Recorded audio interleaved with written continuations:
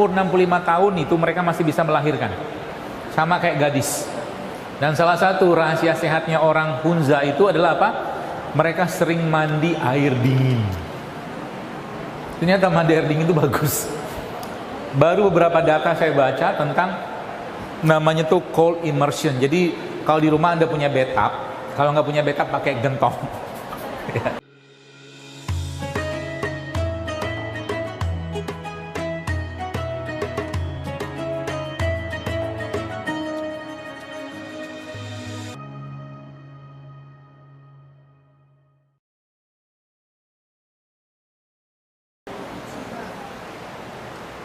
Ada kimchi ya. Kimchi itu bukan cuka. Apel ya harusnya ya.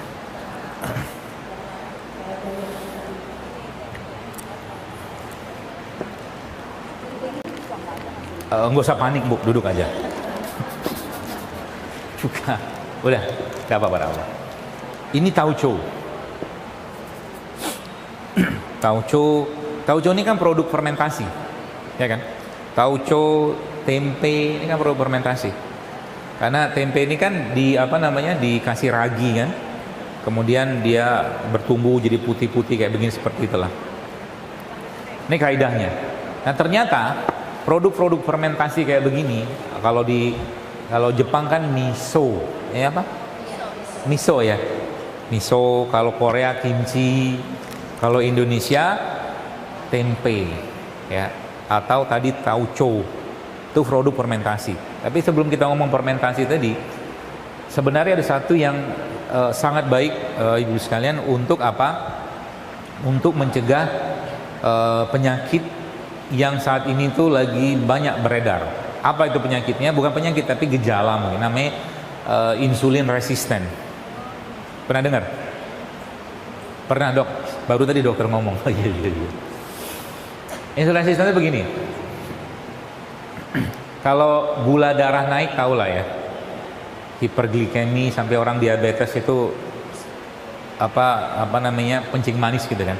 Nah, ini masalahnya kalau insulin resisten itu. Insulin itu kan yang menghasilkan atau yang memproduksikan pankreas. Pankreas, kelenjarnya namanya pankreas. Nah, pankreas ini Ibu sekalian, karena dia udah mungkin bahasa kita tuh udah kelenger,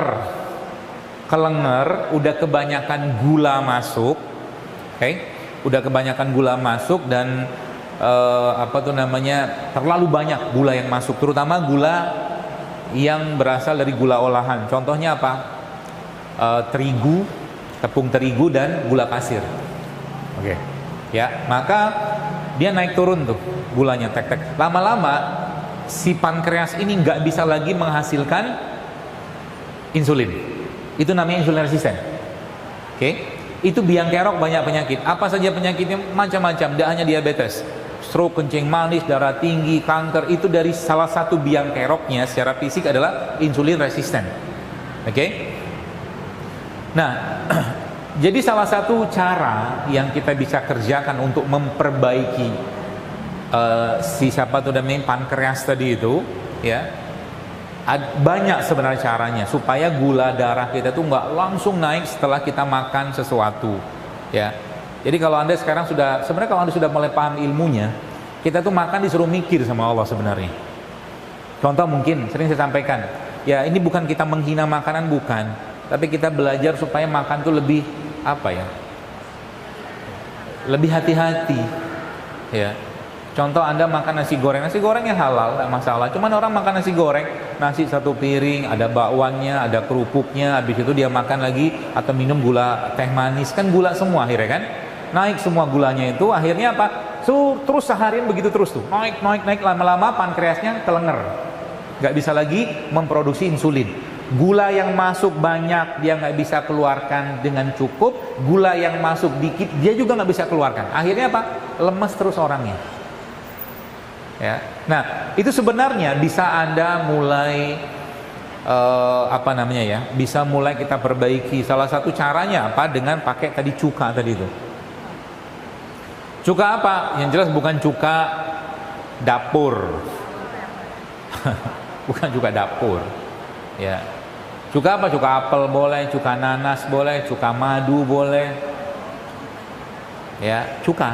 Atau kalau mau bikin sendiri juga bisa. Namanya classic enzim. Saya pernah posting itu udah berapa tahun yang lalu tuh. Jadi tapi itu butuh waktu ya, mungkin sekitar 3 bulanan. Tapi beli aja lebih gampang. Cuka. Nah, cuka itu ibu-ibu sekalian, Anda masukkan dalam air putih kayak begini. Nggak usah banyak-banyak, paling mungkin 1 sendok teh. Ya, masukin, aduk sebentar, nggak usah pakai apa-apa. Ya, dibuat airnya agak banyak aja sehingga nggak terasa asam, sehingga tetap tawar gitu kan. Nah, itu Anda minum. Minum itu sebelum Anda mengkonsumsi makanan-makanan yang tinggi gula. Paham ya? Contoh makanan tinggi gula apa? Hah? Nasi. Apa lagi? Roti itu kan terigu plus gula. Berarti nggak boleh makan roti, bukan itu poinnya ya. Jadi jangan sampai salah kaprah, saya diserang sana sini dokter mengharamkan roti, enggak lah. Enggak, ya. Itu salah satu caranya. Ya kalau mau cari roti, kalau bisa roti yang berserat. Ya. Makanya saya ada bikin rotinya. Ya, roti saya itu bahkan gandum pun saya nggak pakai. Kita bikin semua dari non gluten. Kita pakainya mokaf. Kita pakai sorghum, kemudian kita pakai lagi tepung beras sama tepung sagu aren. Jadi 4. Rasanya tetap enak. Ada udah dijual kok, tapi sih terbatas. Namanya Roska, kalau di IG Roska JSR, Roti Sehat Keluarga JSR, Roska. Itu. Jadi kita bikin roti, bahkan kita bikin sourdough. Sourdough itu roti tinggi serat. Ya. Raginya kita nggak pakai ragi instan, kita punya bakteri sendiri yang kita ajak ngobrol tiap hari. Bakterinya kan ragi itu kan sudah tahu, lagi ragi instan sudah tahu lah ya, tapi kita punya ragi sendiri lah, seperti itu. Nah, itu yang pertama ya, mencegah itu supaya gula-gula nggak naik. Yang kedua apa? Sebelum Anda makan makanan yang tadi itu ya, makan makanan tinggi gula itu, biasanya kan dokter saya nggak bisa nggak makan nasi, nggak apa-apa, tapi nasinya Anda tambahkan serat.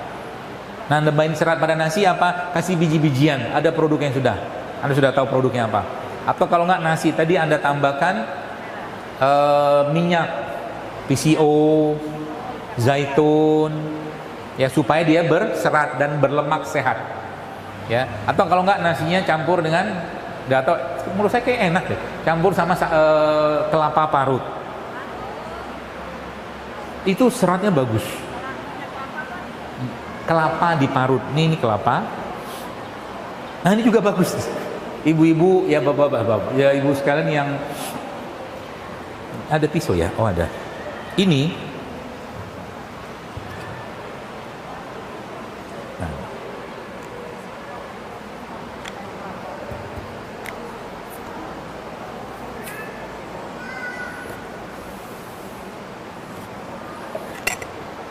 Ini sudah lama saya sampaikan ya. Anda makan, ini kelapa tua kan. Kelapa tua itu kalau Anda lagi beli santan, kan dibuang airnya. Jangan dibuang, diminum. Ini air kelapa. Ya, buat apa? Buat jantung, buat ginjal, buat otak, buat darah. Dia air isotonik yang paling baik. Isotonik. Hah? Tahan dulu. Jangan tergesa-gesa. Nah, jadi ambil aja kayak begini, minum. Ini Masya Allah ini. Apalagi Anda tambahkan sedikit lah dengan apa ya, madu sedikit aja. Ini sehat sekali ini. Air isotonik persembahan Allah Subhanahu wa taala. Kelapa. Ya. Kemudian dia punya ininya. Ini saya kasih ya. Ngapain dipoto kelapa?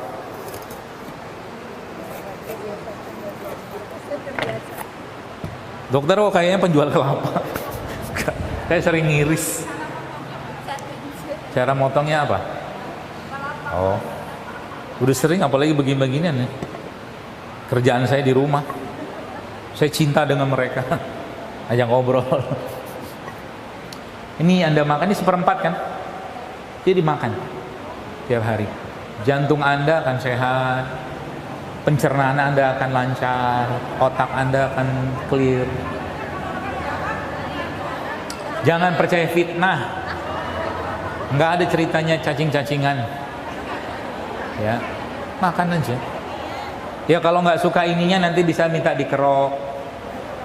Ya, jadi makan ya makan. Ya makan kayak beginilah. Gitu. Kalau giginya nggak kuat, minta diparut.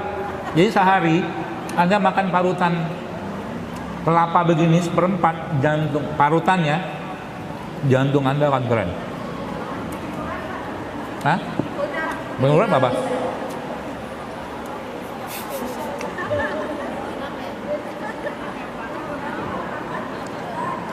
Haus, capek ngomong.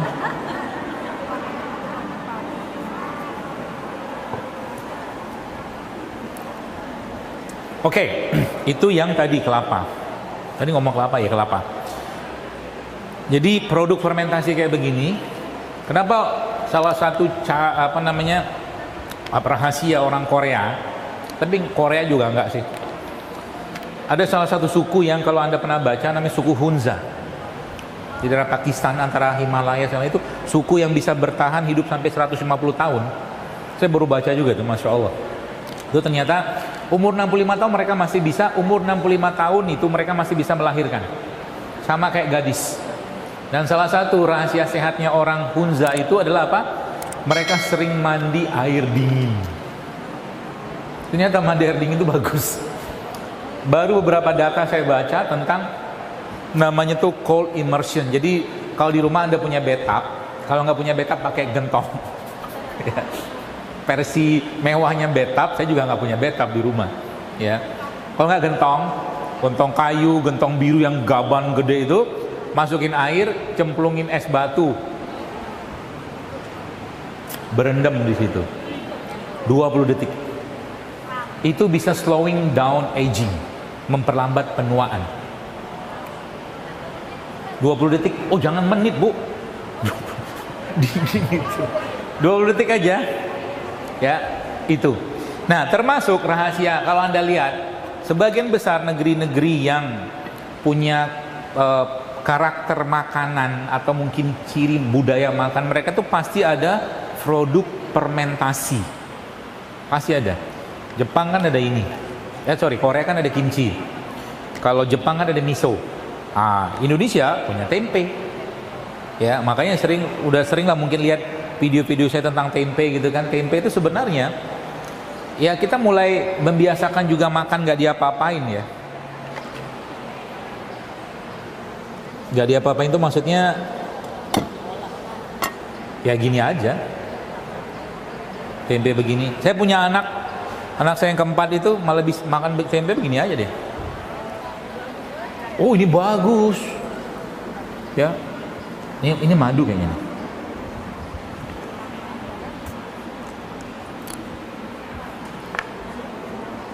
Oh ya.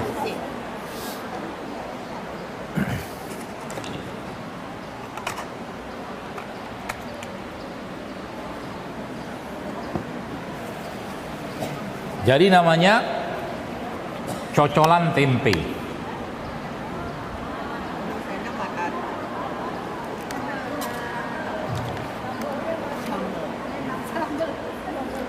Iya. Jadi salah satu rahasia beberapa negara-negara yang punya budaya makan yang kuat ya, atau punya tradisi, biasanya pasti ada produk fermentasi. Katanya mic-nya kurang jelas. Ya, bisa. Jadi salah satunya tuh ya kayak Indonesia kan tempe. Ya. Tempe makan begini nggak apa-apa. Karena kita memang biasanya kan digoreng, di apa segala macam. Sebenarnya kalau digoreng boleh nggak? Ya boleh aja, cuman saya nggak suka minyaknya. Itu masalahnya. Yang kedua, kalau digoreng pakai tepung lagi. Ya pepes kek atau mungkin apa gitu loh. Jadi ya makan-makan begini ya nggak ada masalah. Tempenya apa? Ya tempe yang kalau bisa cari kedelainya yang benar.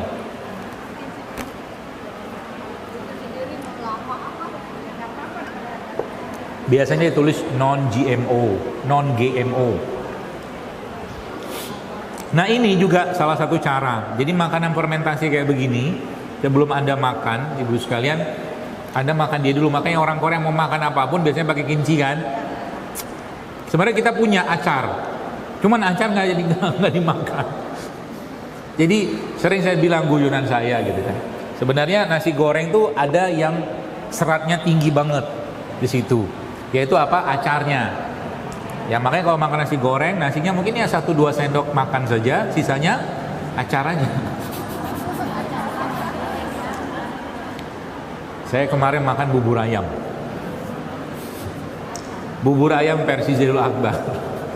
Karena biasanya kalau saya pagi masuk, jadi pagi itu kalau Anda masukin karbo, gula berlebihan, pasti lemes, pasti ngantuk. Percaya deh. Maka kalau pagi-pagi saran saya jangan banyak gula masuk. Udah makan gorengan, makan nasi uduk, minum teh manis, gula semua lah. Ya.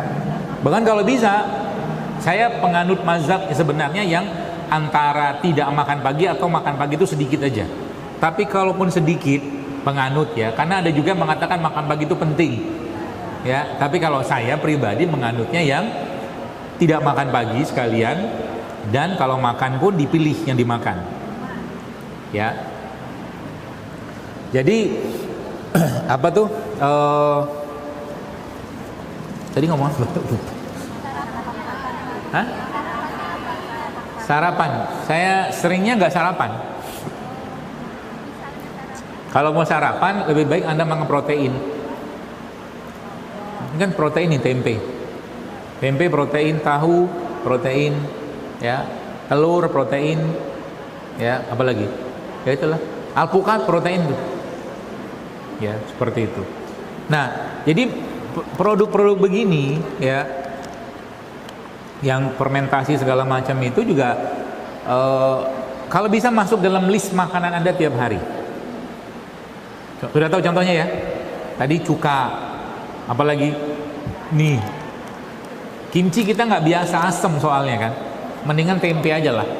Kalau nggak pakai miso juga nggak apa, tauco juga boleh. Tauco ini kan fermentasi juga saya.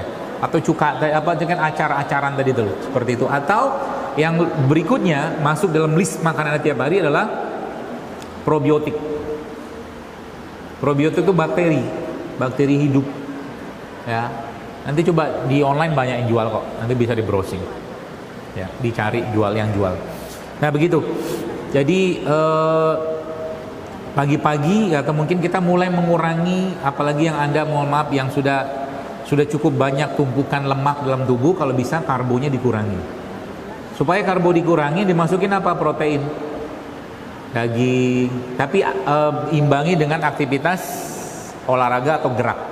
Nah termasuk juga salah satu cara untuk mencegah supaya gula itu tidak tinggi setelah makan adalah Anda berjalan 40 langkah lah ya, kurang lebih 10 menit lah, 5-10 menit itu salah satu cara.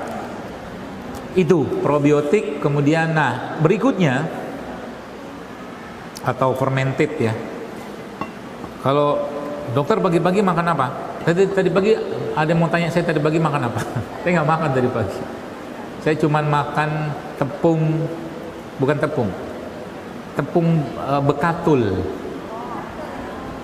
Ya, tepung bekatul yang di situ ditambahkan dengan ada beberapa bahan lain ya. Kita yang buat, memang belum ada dijual. Ya, ada bakterinya juga ya.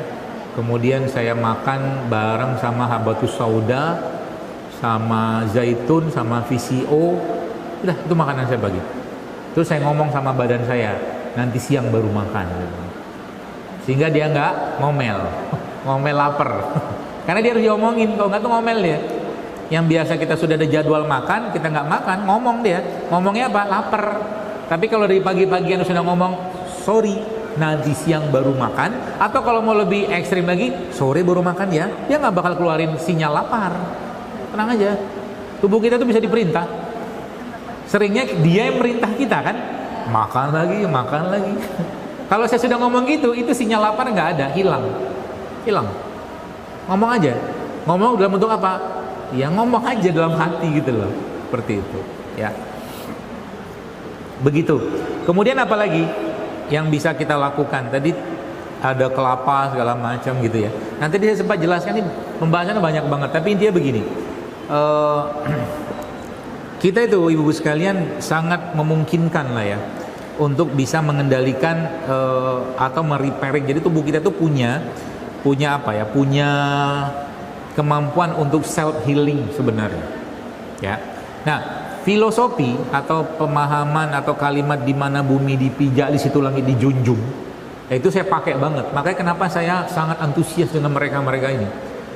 Jahe ini juga, ya kalau bisa cari jahe lokal. Anda tahu jahe lokal bedanya apa? Nggak kinclong-kinclong, nggak gaban-gaban, kecil-kecil dia. Bukan merah ya, dia tetap jahe gajah, cuman nggak gede. Ya, yang biasa banyak jahe gede itu jahe-jahe impor dari Cina itu loh. Gede-gede banget, bersih-bersih banget. Yang punya kita tuh biasanya kecil-kecil, nggak apa-apa, kita pakai itu aja. Ini kayak kecil nih, kayak begini. Ya, nah ini jadi list juga, list dalam menu minuman Anda tiap hari. Ya, kayak kunyit kayak begini. Wah, ini kunyit-kunyit gini kan, nggak ada air panas ya. Jadi sekarang itu saya kalau kunyit begini ada cuci bersih aja, nggak usah dikupas. Kalau saya sekarang begitu anunya. Kalaupun dikupas, nggak usah repot-repot ngupasnya begini aja. Dulu kan begini kan, gitu. Atau kan pakai sendok. Ya, pakai sendok juga bisa. Ya, begini nanti ada potong, ya udah di geprek boleh, diapain boleh. Hah? Talenan nggak ada. Biasa isi saya paling marah tuh, bukan marah sih. Itu bukan tempat potong, dia bilang. Nggak usah.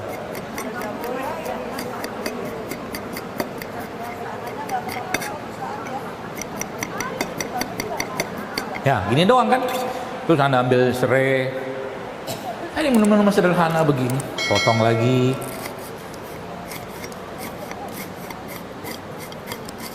Pisaunya nggak tajam soalnya. Ya intinya gitulah.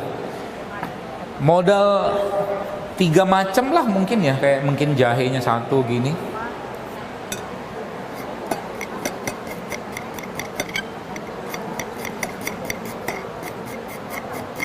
Ini sudah lama nggak praktek beginian. Biasa ngasih tahu doang. Udah begini. Terus ada satu lagi biasanya saya tambahin. Ini kan nanti kalau pakai gelas mana tadi? Gelas ini kan ada saringannya nih. Ya tinggal masukin kalau apa namanya nggak banyak ya. Dokter kok nggak pakai sarung tangan kan buat saya sendiri. Gak usah dikomentari lah. Udah gitu. Terus kasih air panas.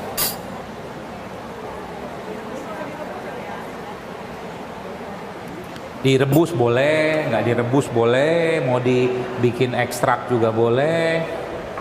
Yang jelas biasanya apa tuh? Udah. Kalau airnya nggak terlalu panas, Anda tunggu beberapa saat. Tapi kalau airnya panas, mendidih, dia langsung keluar kan. Itu aja Anda minum tiap hari.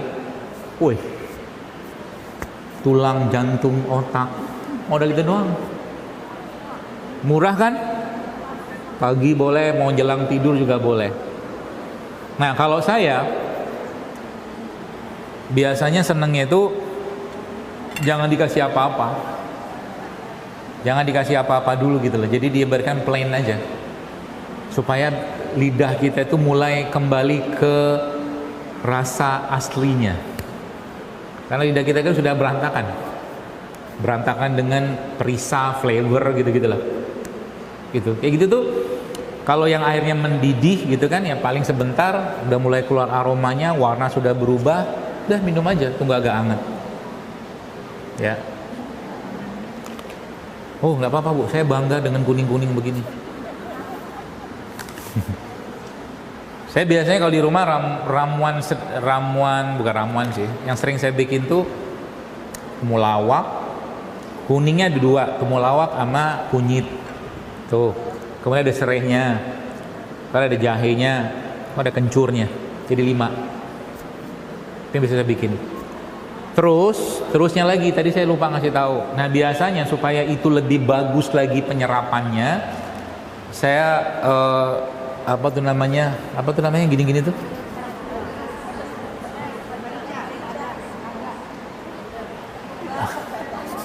Lada hitam,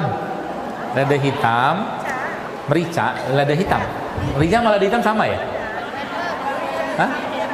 Black pepper. Wah, biar keren black pepper. Black pepper gini-gini, yang masih asli di gini-gini. Apa namanya? Apa? Bukan diserut. Digiling. Kayak grill kan. Udah masukin di sini. Nah, itu lada hitam tuh bagus. Anda masukin ke dalam semua ramuan Anda.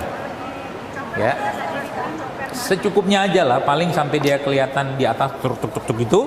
Ya udah. Nanti aduk-aduk bentar, minum. Kenapa? Karena lada hitam itu dalam yang saya pelajari, dia bisa meningkatkan penyerapan, plus juga dia bisa menghangatkan lagi, dan juga bisa menambahkan efek buat membersihkan saluran atau pencernaan kita. Lada hitam. Mudah kan? Mudah. Ya. Jadi itu salah satu caranya. Jadi modal-modal ini aja lah, murah meriah. Jadi sering saya tanya atau sampaikan ke orang-orang, mau hidup sehat itu mahal? Enggak kok. Ya, apalagi ibu-ibu begini kan, Anda kan sangat akrab dengan mereka-mereka ini. Tadi yang saya coba ada temulawak, ya itu kan bumbu sebenarnya. Iya kan? Tapi ya, makanya kalau salah satu makanan lauk paling saya favorit itu namanya pindang. Pindang kalau di Bengkulu atau Jambi itu namanya gangan. Gangan itu kan pasti ada kunyitnya. Itu biasanya kalau saya makan itu sedikit ada minyak, cuma minyaknya biasa pakai, kalau yang benar biasa pakai minyak kelapa. Jadi kalau sekarang di rumah itu coba mulai diganti minyaknya dengan minyak kelapa. Bikin. Ya, atau kalau enggak, jangan sering-sering pakai minyak. Kan bisa. Kukus, steam, pepes kan bisa. Ya, nggak perlu pakai minyak. Itu. Jadi black pepper ya. Kayak gitu nanti tinggal diminum aja tuh. Minum gitu. Yang di kafe saya di sana tuh ya isi minuman itu semua, ada 17 jenis minuman yang kita buat, dan tidak perlu mikir. Ya, tidak perlu mikir minum ini manfaatnya apa. Kenapa? Sudah saya bikin namanya supaya gampang diingat. Contoh, dokter kalau saya sakit lambung minumnya apa? Lambung ceria. Kan nggak perlu mikir kan? Kalau saya lagi pengen detox, meskipun itu sebenarnya nama yang tidak bisa juga memberikan efek langsung. Misalkan saya mau lemaknya agar turun, nggak juga seketika langsung turun, tapi situ kita sebutnya ada detox lemak. Gitu. Nanti kapan-kapan mampirlah ke sana. Terus yang tadi disebutkan di situ nggak ada tepung, nggak ada terigu, nggak ada gula, ya memang di situ kita praktekkan. Seperti nanti kapan-kapan mampir kalau sempat. Di Jati Asih kemarin baru ada ibu-ibu, saya mau cerita sedikit pengalaman, cerita seru. Saya kemarin tuh ditelepon sama saudara, dia bilang, "Bang, nanti ada ibu-ibu, mereka naik bus yang gede antar kota, antar provinsi itu, 30 orang itu subhanallah dari Jambi. Kemana? Pergi ke Jogja, pergi ke Solo, pergi ke Bandung, tur masjid ke masjid. Saya bilang canggih nih ibu-ibu, ada yang umur 78 tahun. Habis saya salut sama mereka.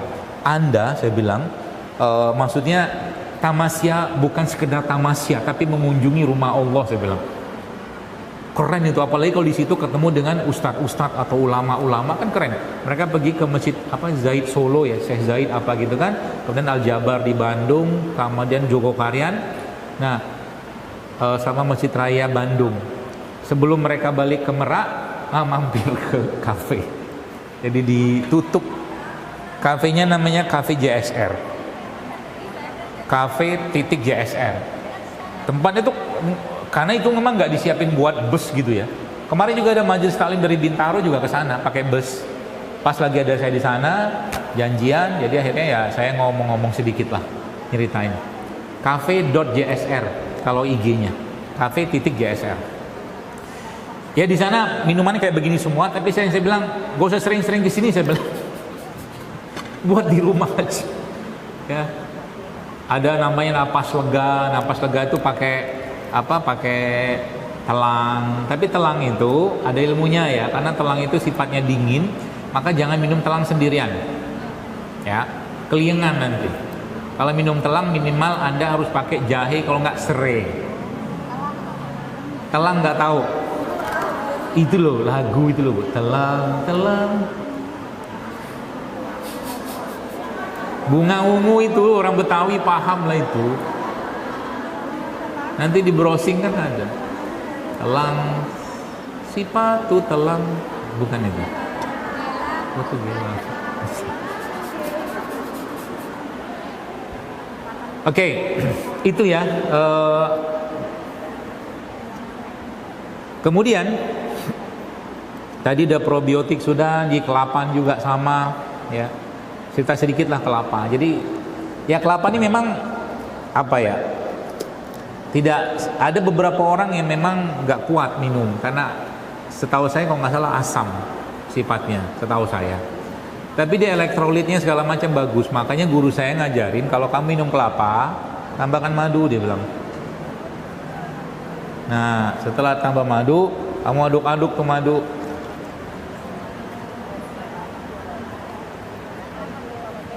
Ini kalau ini kan mudah. Lalu dibiarin dulu sebentar. Habis itu baru minum. Kalau mau anu lagi tambahkan sedikit garam kelapanya. Tambah es batu boleh nggak? Boleh lah. Tapi jangan sering-sering minum air dingin lah. Setahu saya nggak bagus. Nah, tambahkan garam lagi sedikit. Sebenarnya kalau mau lebih powerful lagi dia sebagai apa ya, booster nutrisi, jadi kelapanya ini airnya di blender sama kurma. Bagus. Lagi badan lagi lemas-lemas, nanti air kelapa diambil, blender sama kurma, dibuang bijinya kurma ya.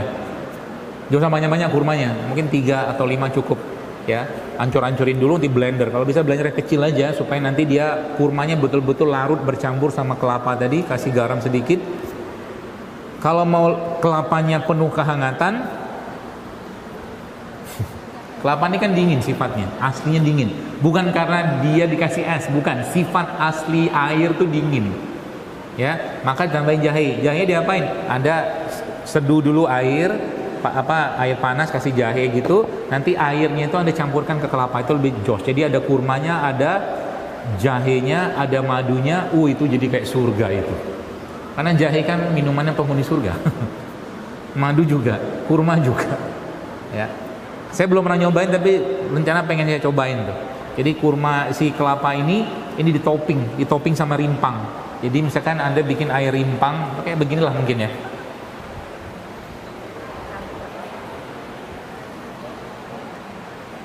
Nah, ini campurin dikit. Jadi air kelapa rimpang. Tuh udah minum.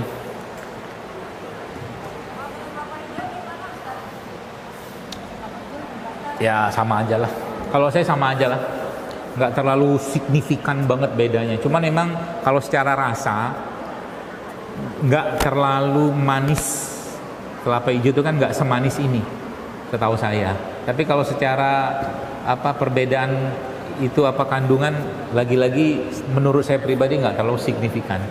Ada beda-bedanya, tapi nggak terlalu tinggi banget nggak. Itu kemudian biji-bijian. Hampir semua negara-negara yang yang negara-negara yang punya peradaban makanan yang sehat, salah satunya kalau Anda nanti browsing di internet ada namanya Blue Zone Country. Blue Zone Country. Negara-negara yang masuk zona blue. Blue maksudnya apa? Itu usia harapan hidupnya tinggi-tinggi. Ya. Salah satunya itu ada negara-negara yang ada beberapa di mana tuh, Yunani ada, tapi nggak semua. Amerika juga ada. Tapi intinya saya mau ceritakan, mereka itu menu makanannya pasti tidak lepas dari biji-bijian. Ini biji-bijian.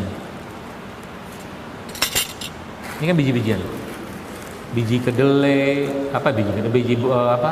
kacang hijau, ini bunga matahari, ya, apalagi macam-macam lah. Itu bisa Anda campurkan dengan makanan hari-hari Anda. Contoh mungkin kedelai ini kan, atau kedelai, kacang hijau ini kan bisa Anda campurkan dalam nasi. Jadi masak nasinya campur kedelai, campur kacang hijau, ada produknya itu saya nggak mau sebut. Udah tahu lah Anda. Dia sasetan, isinya ada 12 jenis biji-bijian. Itu bagus. Semoga yang punya produk tidak lihat video ini. Karena biasa dipasang gitu. Apalagi sekarang ada satu video yang, bukan video tuh, iklan gila-gilaan banget di Facebook itu, namanya Mega Move. Itu bukan saya ya. Saya sebutin aja sampai saya klarifikasi, karena itu agak kurang ajar kebodohannya. Pembohongannya agak kurang ajar. Ngakunya begini, macam-macam lah, pakai nama saya di situ. Tapi intinya biji-bijian. Jadi nasi itu Anda kasih biji-bijian, ya. Produknya sudah ada yang jual. Tinggal cemplungin satu saset itu ke dalam nasi. Itu bagus banget buat serat, buat mencegah gula tidak tinggi setelah makan nasi. Yaitu biji-bijian, ya. Nah, ada juga menunya itu, mereka itu yang Blue Zone tadi itu juga kacang-kacangan. Ini kan kacang almond, ya. Ini menyesuaikan anggaran saja ya, nggak perlu dipaksakan. Kalau misalkan anggaran, saya juga nggak tiap hari makan almond. Kalau pas lagi ketemu beli makan gitu. Tapi yang kalau serat, babnya itu serat, maka kita harus butuh serat tiap hari. Ya, makanya ada buah sayur itu ya, sama rempah-rempah kayak begini ya, cengkeh, apa pala, kayu manis, itu harus masuk dalam list makanan kita tiap hari dan sudah mulai take out. Ya, apa yang di take outin? Yang di take outin adalah tadi gula pasir di take out, masuk lagi. Makanya kalau di kafe itu, bukan di kafe, awalnya kan saya pernah bikin dulu namanya sambal kurma. Mungkin ibu udah pernah tahu. Ya, jadi bikin sambal tapi nggak pakai gula pasir, pakainya kurma.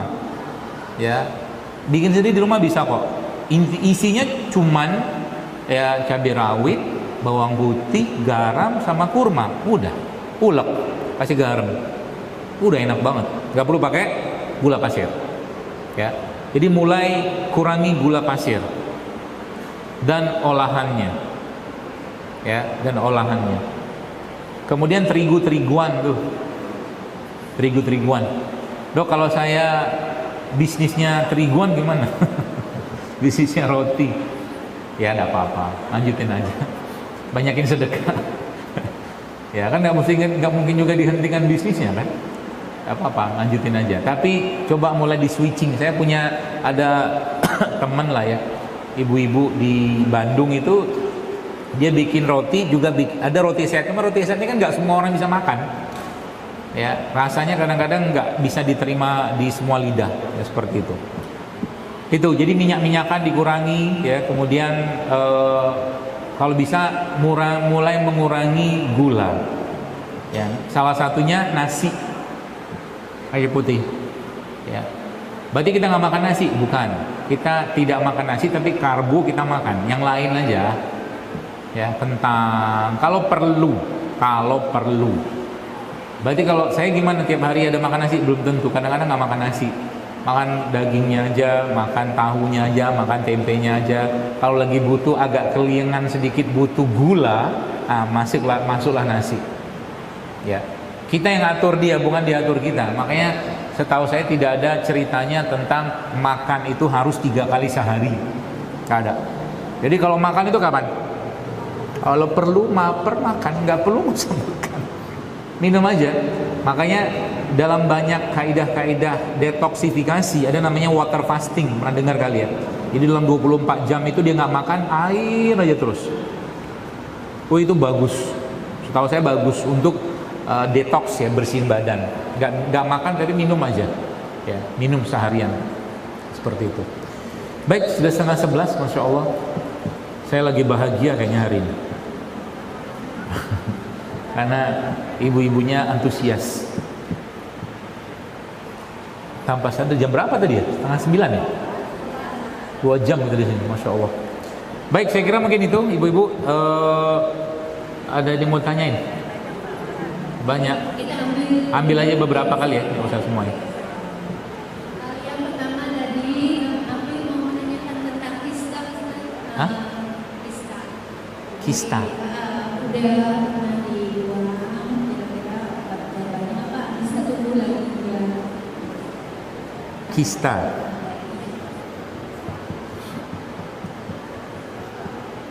Kista apa ya? Kista yang sakit. Ada kista rahim, kista payudara. Kista rahim, bisa.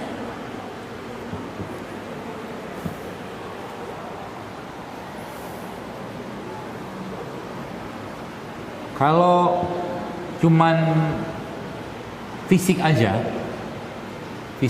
biasanya jawaban saya standar. Standar maksudnya ya tepung-tepungan, gula gitu, stop lah gitu ya. Mulai beralih ke makanan-makanan sehat. Itu kalau ngomongin fisik saja. Ya, terus kemudian juga biasa salah satu ramuan yang sering saya pakai buat kista itu, kalau ibu-ibu yang sudah lama ngikutin saya, namanya Ultimate Kunyit. Ultimate Kunyit itu isinya kunyit sama serai, dia geprek lah gitu kan, kasih air panas. Kemudian setelah kasih air panas, setelah agak hangat, Anda kasih jeruk nipis sedikit. Itu diminum 3 kali sehari. Itu biasanya banyak yang berhasil pakai itu. Ya, tambah lagi dengan puasa. Tapi kalau tambah satu lagi kata guru saya.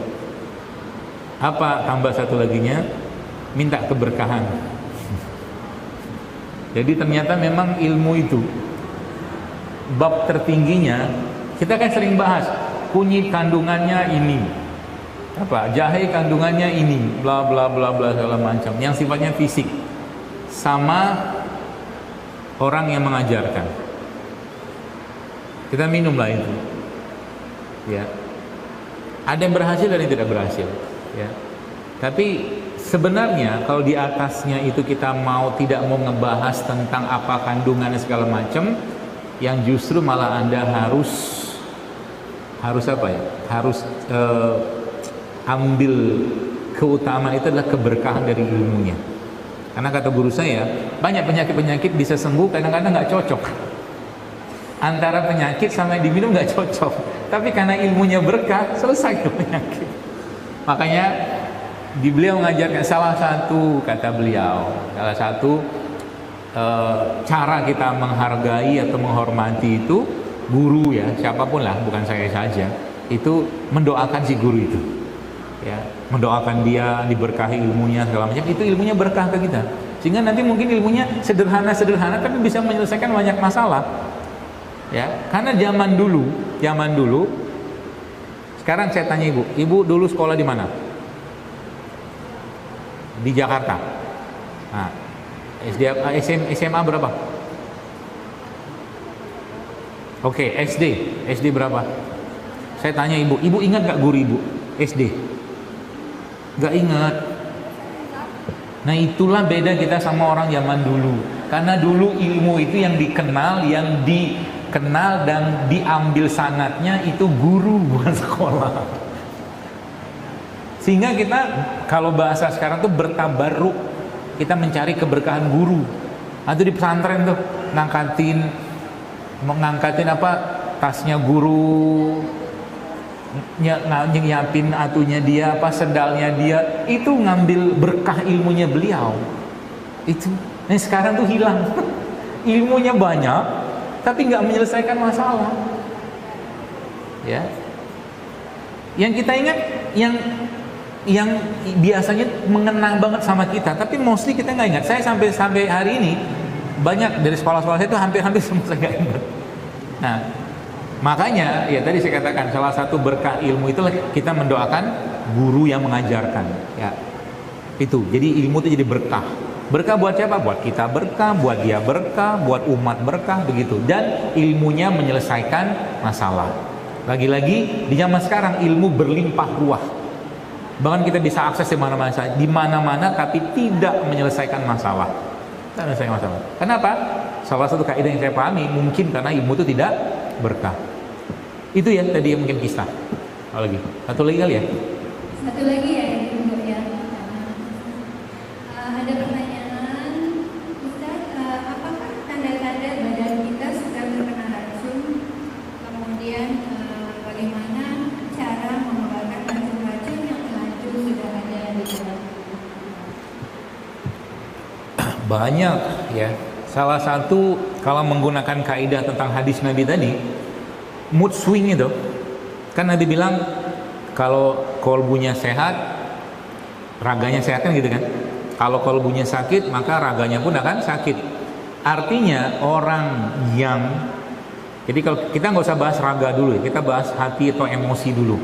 Mood swing, nggak jelas, baperan, muncul rasa-rasa nggak nyaman, apalagi ngelihat orang, misalkan ini salah satu indikator kita tuh banyak racun emosi lah mungkin begitu ya. Kalau ada orang yang menasehati kita tentang kebaikan dan kebenaran, lalu kita mengatakan urus saja dirimu, kita sakit gitu. Itu sakit kita. Itu ucapan yang Nabi aja nggak suka dengan ucapan itu. Jadi kalau ada orang menasehati kita tentang kebaikan atau kebenaran, terima dulu. Jangan mengatakan lu urus diri deh, lu juga berantakan kan hidupnya. Itulah bentuk kesombongannya kita. Ya. Jadi termasuk juga kalau ada nasihat datang meriang kita, nggak suka. Itu sakit gitu itu. Malah justru benci sama yang ngomongin itu. Sebenarnya bersyukurlah kita kalau seandainya ada orang yang mengingatkan kita. Wallah, bersyukurlah. Bersyukurlah. Artinya Allah masih sayang sama kita. Kayak anak kecil lagi nyebrang, nggak bisa nyebrang, ada mobil lewat rame banget gitu kan, terus ada yang ngomong, jangan nyebrang, sebentar.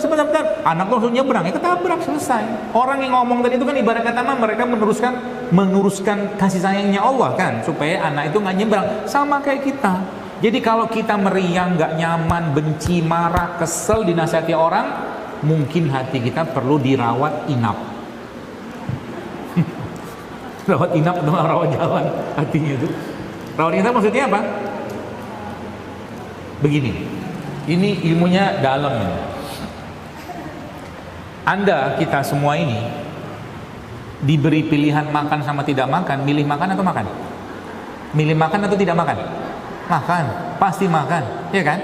Wong kita manusia bukan malaikat, ya. Bagaimana caranya Allah untuk menghentikan kita makan? Udah dikasih tahu, wakulu wasrobu wala tusrifu, kata Allah kan, makan minum jangan berlebihan, makanlah yang halal lagi baik, jangan berlebihan. Allah udah ngomong begitu.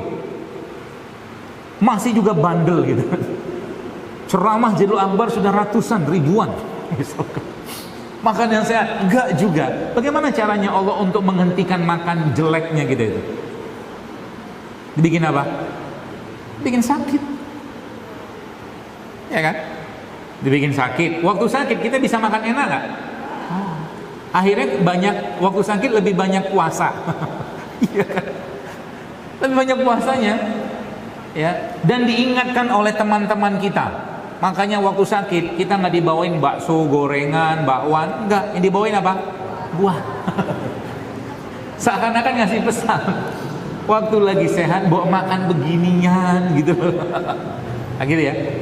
Itu kan jadi akhirnya kita ngerti bahwa ternyata sakit itu caranya Allah untuk ngasih tahu kita, Anda tuh sudah banyak racunnya.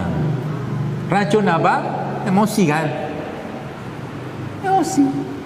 Kebanyakan. Terutama penyakit-penyakit kronik degeneratif ya, bukan penyakit sifatnya darurat, bukan. Tidur, dihentikan tidur, nggak bisa makan waktu tidur.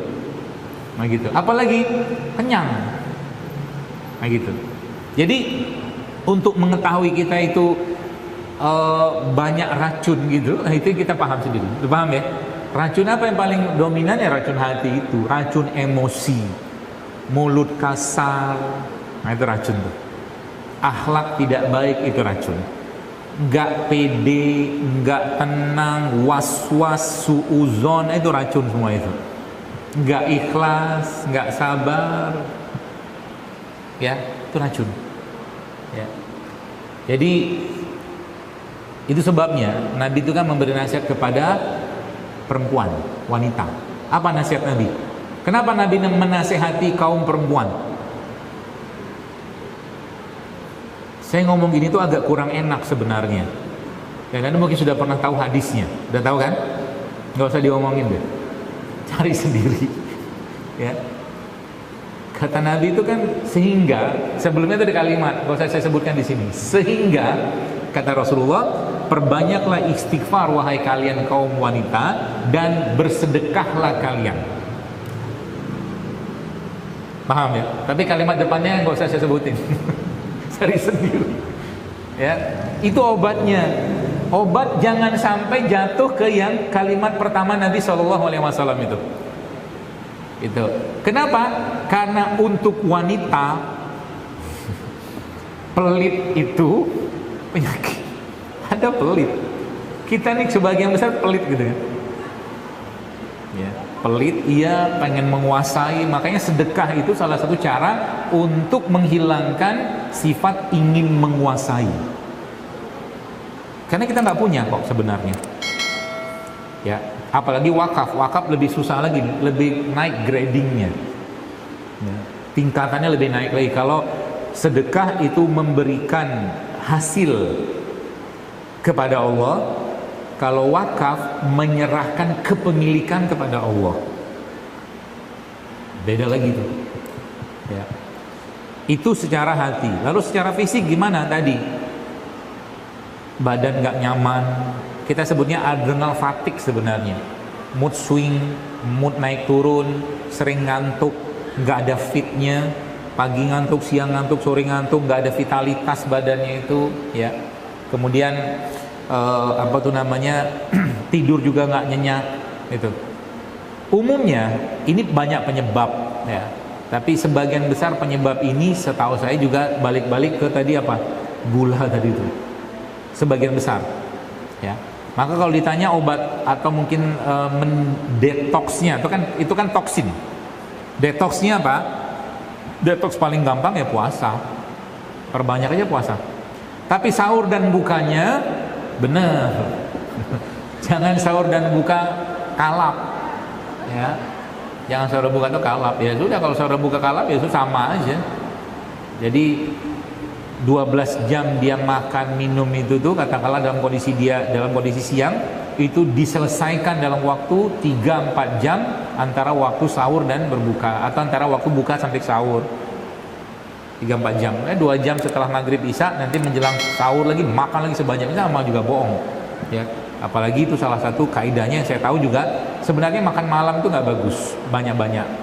Ya, karena kata guru saya, dia bilang gini, kalau kamu makan misalkan satu piring itu udah 700 kalori misalkan, dan kamu makan itu di siang hari, dengan kamu makan 700 kalori itu di malam hari, itu efek ke badannya beda. Dengan porsi yang sama di siang hari, tapi dimakan di malam hari, efek menyebabkan kenaikan berat badan itu lebih besar di malam hari. Maka kalau bisa malam itu jangan terlalu banyak makan. Banyakin apa? Tidur. Karena tidur itu salah satu cara untuk memperbaiki tubuh. Sehingga Nabi kita SAW juga mengajarkan cara tidur. Habis sisa Nabi tidur, nanti malam bangun. Gitulah seperti itu. Itu salah satunya. Kemudian apalagi puasa, berbekam juga bagus. Ya, dirutinkan berbekam tiap bulan, ya, salah satu cara untuk membersihkan badan. Ya, kemudian apalagi tadi yang saya jelaskan tadi itu semua tuh. Ya, dengan kaidah-kaidah ada yang kita take out, kita excludekan, kita buang. Ya, tadi mungkin minyak-minyakan dikurangi, gula standar lah itu. Saya kira kamu sudah tahu. Begitu, Bu. Ibu-ibu sebentar, ada mobil Thailand hitam B1298 menghalangi mobil orang lain. Bisa satu lagi ya? Iya. Sedikit aja menghilangkan kebas di kaki dan tangan. Sering merasa kebas.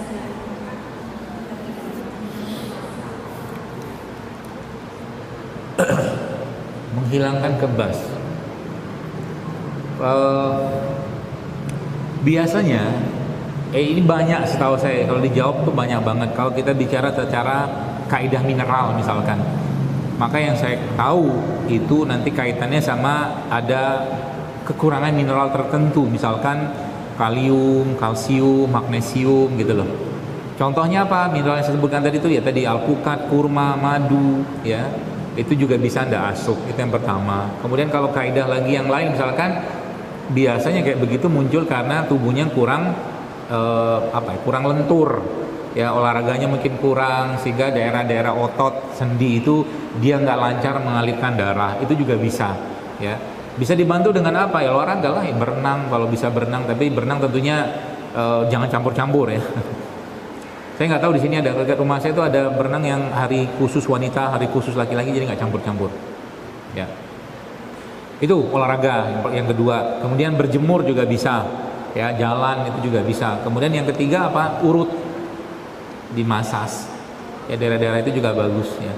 Masas itu bagus ya untuk melancarkan aliran darah.